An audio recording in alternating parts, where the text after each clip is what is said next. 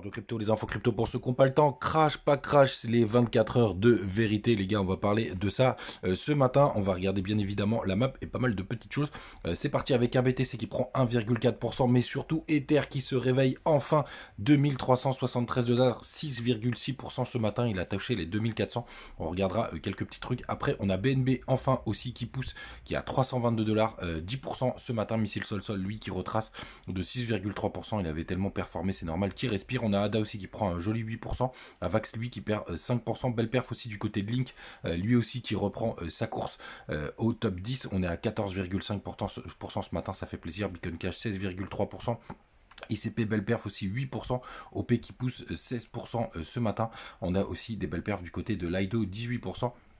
Arbitrum 20%, TAO qui prend aussi 10%, on va en parler avec qui prend 21%, bref, vraiment une belle journée pour certaines autres cryptos qui commencent à pousser et c'est en train de rattraper son retard. Je démarre tout de suite par TAO. Tout simplement parce que pour pas oublier de vous en parler, je vous avais dit qu'on allait toucher les 0,382 qui était une jolie zone de rebond et c'est regardez comme c'est chirurgical. On l'a travaillé par des petites mèches et on a rebondi tout de suite. On va voir ce que ça va donner. Est-ce que ça nous permet de faire un nouveau plus haut? L'avenir nous le dira, mais c'est quand même impressionnant de voir à quel point ces 0,382 réagissent très très bien et gardez-le en tête pour tout le bull run, ça vous servira sûrement sur beaucoup de cryptos du côté du BTC. C'est pas mal parce qu'on est en train de regarder encore de tenir cette trendline parfaitement, donc ça c'est plutôt chouette aussi, mais surtout les gars, contrat futur, allez je continue, j'atténue quand même contrat futur. Regardez, on a fait un joli petit gap entre la journée d'hier et la nuit d'aujourd'hui, donc ça c'est très très joli. Je pense qu'on ira le combler assez rapidement. La Bitcoin dominance qui doit continuer à se casser la gueule avec Ether qui pousse, voilà, regardez comme c'est magnifique. Le support n'a pas tenu, on est en train de pousser vers le bas, ça c'est plutôt chouette. Les alts continuent de complètement exploser le BTC, on en est très content. Donc crash, pas crash, on va avoir la réponse dans les prochaines 24 heures. N'oubliez pas les options, ça clôture demain entre 9h et 10h. Je me souviens jamais de l'heure exacte. Donc 30 décembre, on a un Max Payne qui est toujours à 33 000 $. Est-ce qu'il est monté un peu? Non, toujours 33 000 $. Un spike à 40 000. Je vous fais pas trop, on parle pas trop d'autres sujets pour le moment.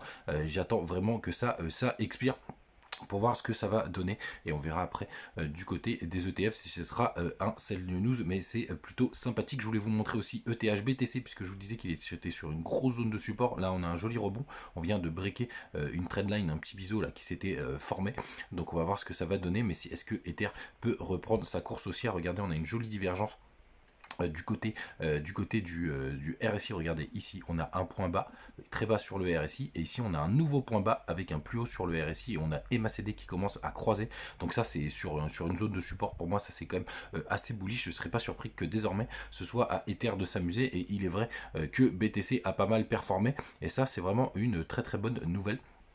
Je vous le redis, hein, le crash, pas crash, peu importe, moi je le joue pas du tout, je suis sorti d'aucune crypto, je suis surtout en train de kiffer de voir mon portefeuille qui explose dans tous les sens. N'hésitez pas à nous rejoindre du côté du Telegram pour partager avec nous vos expériences, vos avis, vos petites pépites.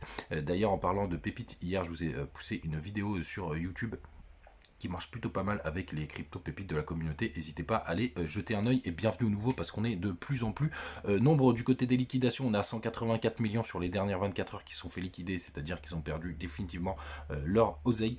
Du côté du long short ratio, ce matin en 1 heure, on a surtout une majorité de short, mais quand on prend la photo en 24 heures, on est à 50-50, donc ça c'est plutôt pas mal pour le court terme, voir bien évidemment ce que ça va donner. Par contre on a toujours les fundings qui sont ultra positifs, c'est-à-dire que vous payez assez cher pour être en longue. Ah tiens, sauf le BNB, intéressant à voir quand vous avez des fundings positifs, c'est ce que vous payez toutes les 8 heures à peu près quand vous êtes en position sur le marché. C'est un indicateur qui est assez intéressant. Ah ben regarde, tiens, on a Bake, ça fait longtemps qu'on n'a pas regardé ça, qui a des fundings négatifs, ça veut dire que vous avez 2% de votre position toutes les 8 heures si vous êtes sur Bake, qui vous êtes payé si jamais vous êtes en longue. Donc ça c'est plutôt pas mal. Je vous cache pas que pour l'instant moi j'ai fait une petite pause de trading. Mais on peut continuer d'en parler du côté du crypto fair and green. Donc ça c'est le sentiment sur le marché. On est dans le grid, ça veut dire que les gens sont plutôt bullish on va dire, et on a ce joli range entre les 65 et les 75 qui continue de bouger. Les gars, pas une grosse vidéo ce matin puisque je voulais surtout attendre ce qui se passe jusqu'à demain. N'hésitez pas à mettre des petits commentaires, à profiter. Là j'ai rentré des bonus du côté de KuCoin. Maintenant vous avez KuCoin, BitGet ou BingX si jamais vous voulez rentrer dans le marché crypto ou si vous voulez chercher des pépites il y en a beaucoup du côté de BingX et de KuCoin, bien évidemment.